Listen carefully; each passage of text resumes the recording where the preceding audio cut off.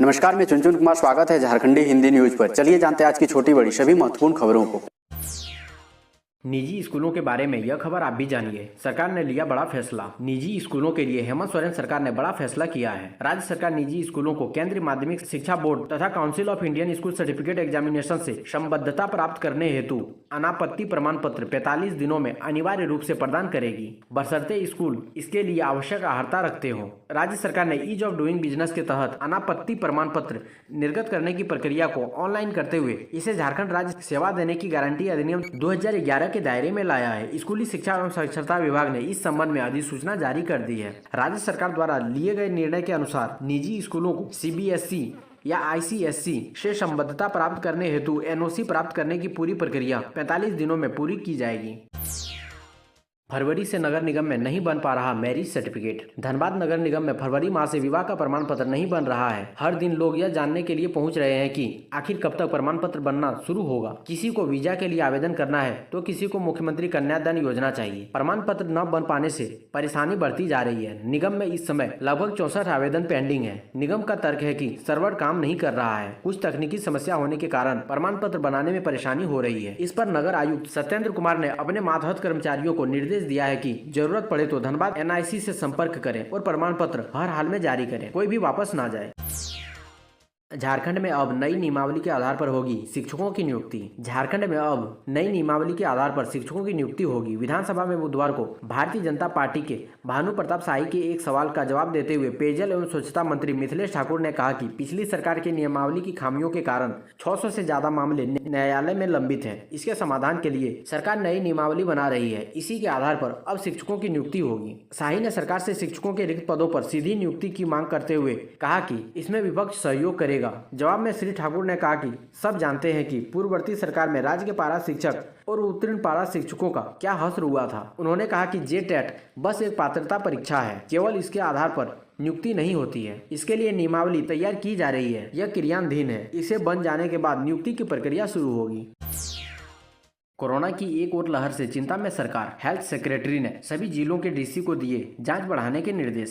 झारखंड में पिछले 24 घंटे में कोरोना के 82 नए संक्रमित मरीज मिले हैं। देश के दूसरे हिस्सों में बढ़ रहे कोरोना के मामले और झारखंड में लगातार बढ़ रहे कोरोना संक्रमितों की संख्या ने सरकार और स्वास्थ्य विभाग की चिंता बढ़ा दी है। स्वास्थ्य विभाग के सचिव के सोन ने 18 मार्च को सभी जिलों के उपायुक्तों को पत्र लिखकर कोरोना का जाँच बढ़ाने के आदेश दिए हैं। वहीं लक्ष्य से कम जाँच वाले जिलों के अधिकारियों को झाड़ लगाई है। हड़िया बेचती थी विमला, वो मजदूरी करता था आलोक, अब दिखेंगे पुलिस की वर्दी में। नियुक्ति पत्र मिलने से पहले कुछ ऐसी थी उनकी स्थिति। परिवार चलाने के लिए मनरेगा मजदूरी करने वाले लॉन बॉल के खिलाड़ी आलोक लकड़ा और हड़िया बेचने वाली कराटेकार विमला मुंडा को अब आर्थिक तंगी का सामना नहीं करना पड़ेगा। राज्य के लिए दर्जनों पदक जिताने वाले ऐसे 26 खिलाड़ियों को राज्य की खेल नीति के तहत राज्य सरकार ने आरक्षी पद पर नौकरी दी है। बुधवार को मुख्यमंत्री हेमंत सोरेन के हाथों नियुक्ति पत्र मिलने के बाद इनके चेहरे पर चमक थी। इस मौके पर आलोक ने बताया कि पिता नामकुम स्थित लॉन बॉल स्टेडियम के इंचार्ज हैं और मां गृहिणी है। एक भाई और एक बहन है, वे दोनों भी लॉन बॉल के खिलाड़ी हैं। उन्होंने बताया कि जब घर की आर्थिक स्थिति खराब हुई तो तीनों भाई बहनों को मजदूरी करनी पड़ी। लीडर स्कूलों में होगी साइकिल पार्किंग शेड, पुस्तकालय, प्रयोगशाला सहित कई आधुनिक सुविधाएं। एजुकेशन विजन 2023 को लेकर धनबाद उपायुक्त उमा शंकर सिंह की अध्यक्षता में बुधवार समाहरणालय सभागार में समीक्षा बैठक हुई। इसमें एजुकेशन विजन 2023 के तहत टुंडी प्रखंड में चिन्हित 18 लीडर स्कूलों में आवश्यक निर्माण कराने से संबंधित आकलन का ग्रामीण विकास विभाग के विशेष प्रमंडल के अभियंताओं ने पावर प्लांट के माध्यम से प्रेजेंटेशन दिया। लीडर स्कूल के लिए चिन्हित विद्यालयों में विद्यार्थियों की संख्या तथा शिक्षकों की उपलब्धता की भी समीक्षा की गई। साथ ही विद्यालयों के परिसर में साइकिलिंग पार्किंग शेड, शौचालय, हैंड वॉश यूनिट, शॉकपिट, पुस्तकालय, सभागार, प्रयोगशाला एवं सामूहिक भोज क्षेत्र आदि नए निर्माण तथा नवीनीकरण सहित विभिन्न बिंदुओं पर विचार विमर्श किया गया। टाटा की 100वीं वर्षगांठ पर गिफ्ट बांट रहे साइबर अपराधी, एसबीआई ने किया सावधान। साइबर ठग अपनी हरकतों से बाज नहीं आ रहे हैं। पहले वैलेंटाइन डे गिफ्ट के नाम पर लोगों को ठगने का प्रयास किया और अब टाटा कंपनी की 100वीं वर्षगांठ बताकर गिफ्ट बांटते फिर रहे हैं। सबसे बड़ी बात है कि इसमें टाटा कंपनी के लोगों का धड़ल्ले से प्रयोग हो रहा है। तेजी से वायरल हो रहे इस मैसेज को लोग फॉरवर्ड भी कर रहे हैं। यह भी बता रहे हैं कि मुझे तो मिल चुका है, अब आपकी बारी। ऐसे में आपको बेहद सचेत रहने की जरूरत है। सामने वाले को विश्वास में लेने के लिए बड़ी बड़ी कंपनियों का लोगो प्रयोग करने से भी गुरेज नहीं कर रहे। इस बीच स्टेट बैंक ऑफ इंडिया ने ट्वीट कर ग्राहकों को ऑनलाइन ठगी से सचेत किया है। साथ ही ठगी से बचने के उपाय भी बताए हैं।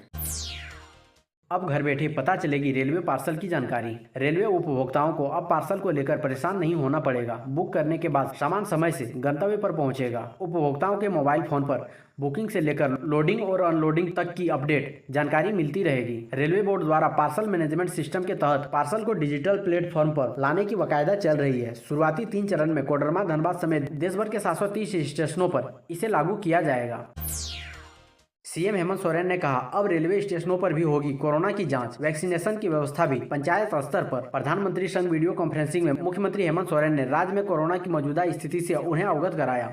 मुख्यमंत्री हेमंत सोरेन ने कहा कि देश के कई राज्यों में कोरोना संक्रमितों की संख्या फिर से बढ़ने लगी है। हालांकि झारखंड में स्थिति नियंत्रण में है। जरूरत पड़ी तो सख्ती बरतेंगे। उल्लेखनीय है कि महाराष्ट्र, केरल, कर्नाटक, आंध्र प्रदेश, तमिलनाडु समेत कई राज्यों में कोरोना संक्रमितों की संख्या फिर से बढ़ने लगी है। इसे लेकर प्रधानमंत्री ने मुख्यमंत्रियों के साथ वीडियो कॉन्फ्रेंसिंग की। मुख्यमंत्री हेमंत सोरेन ने कहा कि वीसी में कुल मिलाकर वही बातें हुई जो पूर्व में भी हुई थी। हमें अभी भी कोरोना को लेकर सतर्कता बनाए रखना होगा।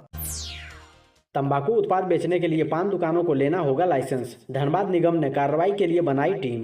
धनबाद नगर निगम क्षेत्र में पान मसाला या तंबाकू उत्पाद बेचने, रखने और निर्यात करने के लिए लाइसेंस लेना अनिवार्य किया गया है। बिना लाइसेंस तंबाकू उत्पाद बेचने रखने पर प्रतिबंध लगा दिया गया है। तंबाकू लाइसेंस के आवेदन की स्क्रूटनी करने के बाद दुकानदारों को लाइसेंस दिया जाएगा। इसके साथ ही तंबाकू बेचने वाले अब टॉफी, चिप्स, बिस्किट, चॉकलेट और किसी भी तरह का पेयजल पदार्थ नहीं बेच सकेंगे। उल्लंघन करने वालों के खिलाफ नगर पालिका अधिनियम के तहत कार्रवाई की जाएगी। बिना लाइसेंस तंबाकू की बिक्री की पड़ताल के लिए निगम का डंडा चलेगा। सख्त निगरानी के बीच युवा ले रहे सेना बहाली में हिस्सा। हो रही शारीरिक परीक्षा। राजधानी रांची के मोरहाबादी मैदान में चल रहे सेना भर्ती अभियान में हिस्सा लेने के लिए हर दिन राज्य भर से युवाओं की भीड़ उमड़ रही है। गुरुवार को यह प्रक्रिया सुबह 6 बजे से प्रारंभ हो गई। पहले फर्जी प्रमाण पत्र और फिर बहाली करवाने वाले दलाल के पकड़े जाने के बाद सख्त निगरानी के बीच प्रक्रिया का संचालन हो रहा है। प्रथम चरण में शारीरिक परीक्षा के जरिए युवाओं की क्षमता का आकलन हो रहा है। इसमें अलग अलग मापदंड पर युवाओं को परखा जा रहा है। 60.1% छात्र ऑनलाइन प्रैक्टिकल कक्षाओं से असंतुष्ट। छात्र और शिक्षकों के बीच नहीं हो पा रहा बेहतर समन्वय। वर्तमान तकनीकी से हो रही प्रैक्टिकल कक्षाएं संतोषजनक नहीं है। 60.1% छात्रों का मानना है कि महज 4.4% छात्र इस तकनीकी से प्रैक्टिकल कक्षाओं को पूरी तरह से उपयुक्त माना है। इसके साथ ही 80% से अधिक छात्र छात्राओं का कहना है कि ऑनलाइन कक्षा क्विज के दौरान उन्होंने इंटरनेट संबंधी विभिन्न समस्याओं का सामना करना पड़ा। IIT ISM धनबाद के छात्र के सोशल साइट डोमेन ने फ्रेशर छात्रों के बीच ऑनलाइन सर्वे किया। इस दौरान छात्र छात्राओं से टीम ने ऑनलाइन क्लासेस सहित विभिन्न बिंदुओं पर कई सवाल पूछे थे। सर्वे में 850 छात्र छात्राओं ने वर्तमान में जारी सेमेस्टर पर अपना फीडबैक देते हुए अनुभव साझा किया है।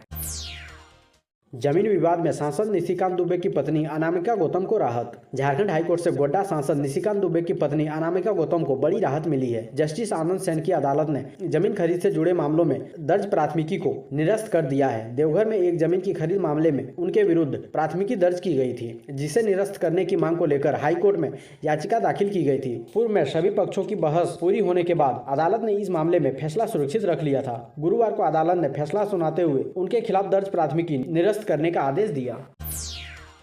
मुख्यमंत्री हेमंत सोरेन की सदन में बड़ी घोषणा। झारखंड में बढ़ सकती है प्रखंडों की संख्या। मुख्यमंत्री हेमंत सोरेन ने झारखंड विधानसभा के बजट सत्र के दौरान सदन में बड़ी घोषणा की है। नए प्रखंडों के गठन को लेकर उठने वाली मांग और भूमि विवाद से जुड़े मामलों के अस्थायी निपटारे के लिए मुख्यमंत्री ने गुरुवार को 2 अहम घोषणाएं की। उन्होंने सदन को भरोसा दिलाया कि प्रदेश में नए प्रखंडों की जरूरत और संभावनाएं तलाशने के लिए सरकार सर्वे कराएगी। वहीं जमीन विवाद रोकने के लिए खतियान व प्लॉट का यूनिक कोड जारी किया जाएगा। किसान संगठनों ने 26 को चक्का जाम का किया आह्वान। रांची रेल मंडल रहेगा अलर्ट पर। केंद्र सरकार की ओर से लागू किए गए 3 नए कृषि कानूनों के विरोध में किसान संगठनों की तरफ से आगामी 26 मार्च को चक्का जाम का आह्वान किया गया है। संगठनों की घोषणा के मद्देनजर रांची रेल मंडल के अंतर्गत सुरक्षा को अलर्ट पर रखा गया है। आरपीएफ के अतिरिक्त जवानों को ट्रेनों और पटरियों की सुरक्षा में लगाने की रणनीति बनाई जा रही है। किसानों का यह आंदोलन पूरे दिन चलना है, लिहाजा रेलवे अपनी तरफ से कोई कमी नहीं रखना चाहता। किसान संगठनों के बीच इस आंदोलन को लेकर एक राय नहीं है। इसके बावजूद रेलवे अपनी तरफ ठोस रणनीति अख्तियार करने का फैसला किया है। आंदोलन को देखते हुए ट्रेनों के मार्ग अथवा परिचालन की समय सारणी में फिलहाल कोई परिवर्तन नहीं किया गया है। तारीखों की घोषणा होते ही आदर्श आचार संहिता लागू, बैनर पोस्टर हटाने का आदेश। निर्वाची पदाधिकारी सह अनुमंडल पदाधिकारी योगेंद्र प्रसाद ने कहा कि मधुपुर विधानसभा उपचुनाव की घोषणा होते ही आदर्श आचार संहिता लागू हो गई है। 24 घंटे के अंदर सरकारी दफ्तर, दीवार, भवन समेत अन्य जगहों से पोस्टर, बैनर, झंडा हटा लें। बुधवार को आदर्श चुनाव आचार संहिता अनुपालन करने को लेकर एसडीओ ने बैठक की। बैठक के बाद कहा कि चुनाव की सारी तैयारी पूरी कर ली गई है। प्रशासनिक और पुलिस पदाधिकारियों की संयुक्त बैठक में तैयारी की समीक्षा की गई। जो कुछ कमियां हैं उसे समय से पूरा किया जाएगा।